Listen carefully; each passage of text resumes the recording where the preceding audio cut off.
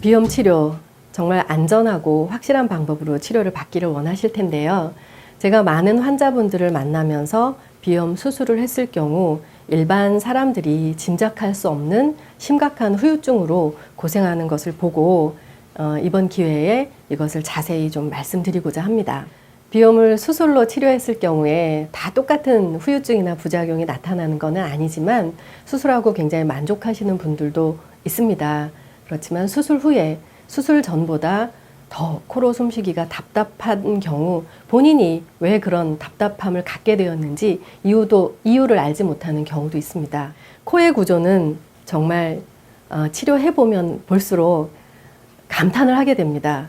어떻게 이렇게 잘 만드셨지? 어떻게 이렇게 기가 막히게 만드셨지? 이런 생각을 하게 될 정도로 굉장히 과학적이고 섬세한 그런 구조로 되어 있거든요.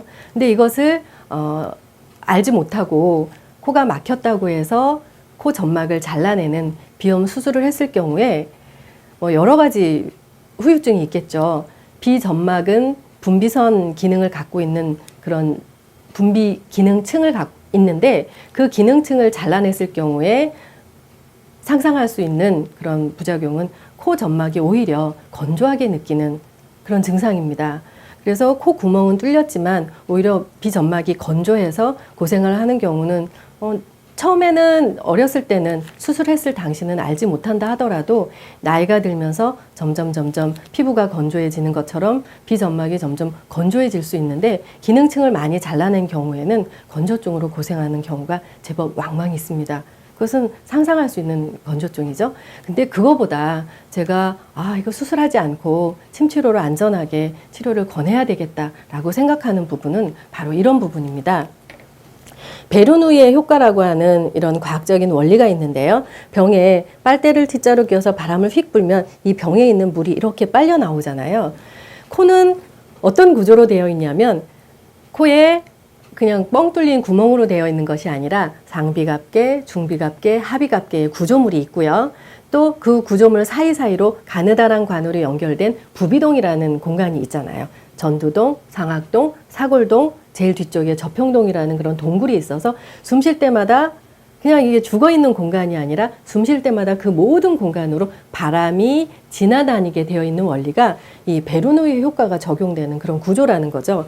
그래서 이게 어떤 식으로 되어 있냐면 마치 온돌방 구조하고 똑같은 거예요. 코로 숨을 쉴 때 하고 숨을 쉬고 그냥 일직선의 공간을 통과해서 기도로 넘어가는 것이 아니라 요 구석구석 들어있는 모든 공간에 바람이 구석구석 다 지나가게 되어 있는 그런 구조라는 거죠. 온돌 구조가 그렇죠.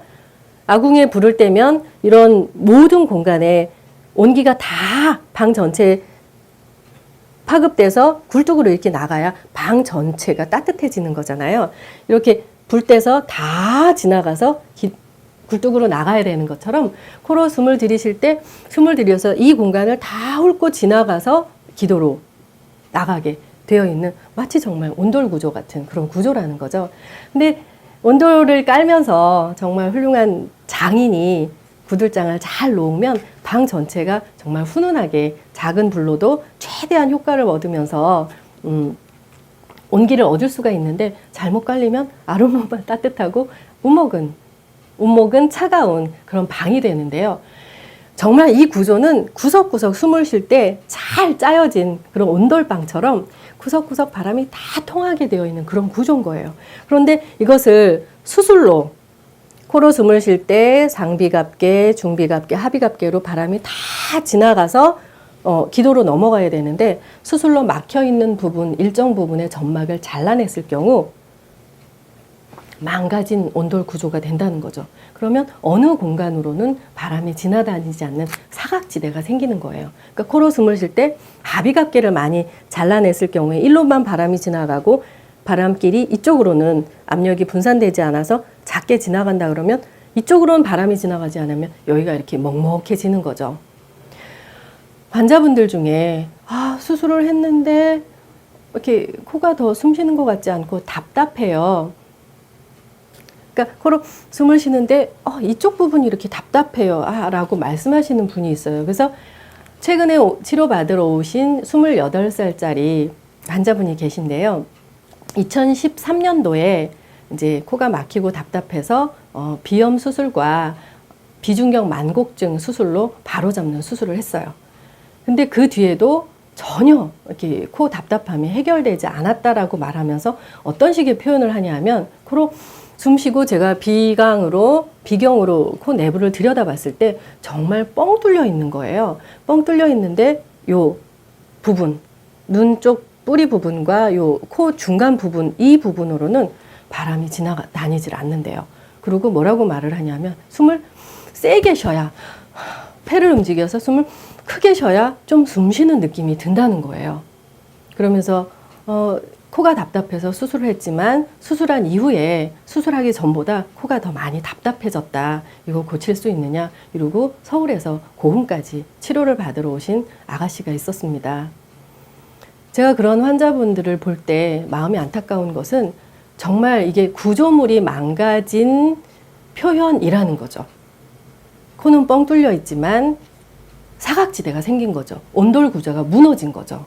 그래서 수술을 말리는, 그러니까 수술하지 않고 더 안전한 치료 방법이 침치료라는 것을 이렇게 말씀드리는 이유는 이 코의 구조는 함부로 망가뜨려서는 되지 않는 그런 구조다.